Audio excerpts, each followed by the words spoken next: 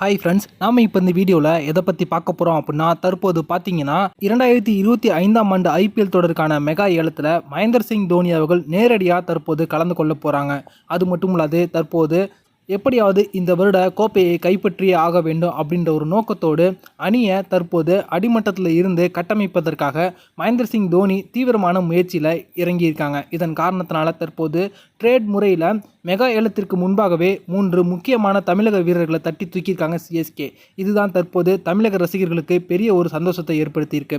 அது பற்றின முழுமையான விவரத்தை பார்ப்போம். இதுவரைக்கும் நடந்து முடிந்திருக்கக்கூடிய ஐபிஎல் தொடர்களில் சிஎஸ்கே அணி 5 முறை கோப்பையை வென்றிருக்காங்க. தற்போது பார்த்தீங்கன்னா மகேந்திர சிங் தோனி அவர்களுடைய கடைசி சீசனாக இது பார்க்கப்படுது.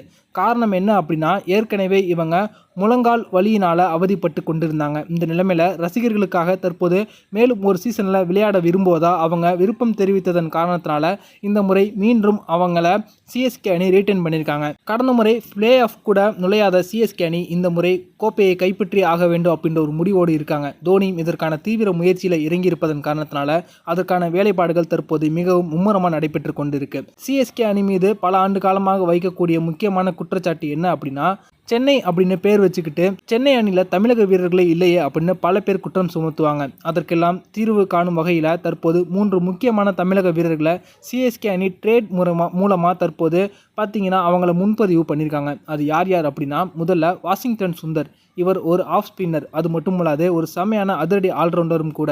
சென்னை மாதிரியான பிச்சில் இவருடைய ஆதிக்கம் அதிகமாக இருக்கும் அப்படின்ற காரணத்தினால தற்போது சிஎஸ்கே நிர்வாகம் பேச்சுவார்த்தை நடத்தி தற்போது அதற்கு அவங்க சம்மதமும் தெரிவிச்சிருக்காங்க. அதுவும் தோனி அவர்களுடைய தலைமைக்கு கீழ் விளையாடுவதற்கு நான் மிகவும் விரும்புகிறேன் அப்படின்னு சொல்லி தற்போது ஓகே பண்ணியிருக்காங்க.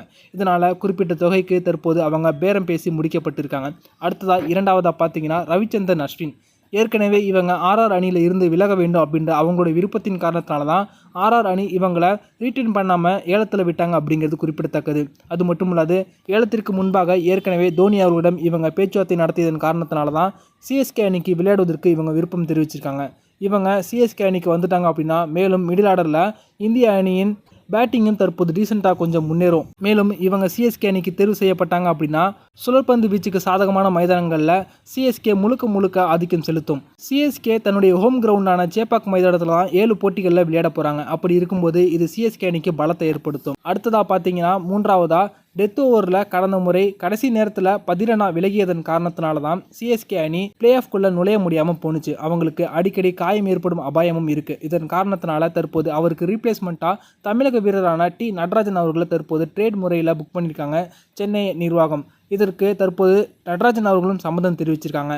கடந்த ஐபிஎல் மெகா ஏலத்தில் பார்த்தீங்கன்னா இவங்களும் ஹைதராபாத் அணிக்கு விளையாட தொடர்ந்து விருப்பம் இல்லை அப்படின்னு சொன்னதன் காரணத்தினால தான் இவங்களை ரிட்டர்ன் பண்ணாமல் விட்டுருக்காங்க எஸ்ஆர்ஹெச். தற்போது இவங்க சிஎஸ்கே அணியில் தற்போது ஏலத்தில் எடுக்க வைத்து விளையாட போகிறாங்க அப்படிங்கிறது தற்போது சென்னை ரசிகர்களுக்கு பெரிய சந்தோஷத்தை ஏற்படுத்தியிருக்கு. இந்த வீடியோ உங்களுக்கு பிடிச்சிருந்துச்சுன்னா லைக் பண்ணுங்கள், ஷேர் பண்ணுங்கள். நன்றி.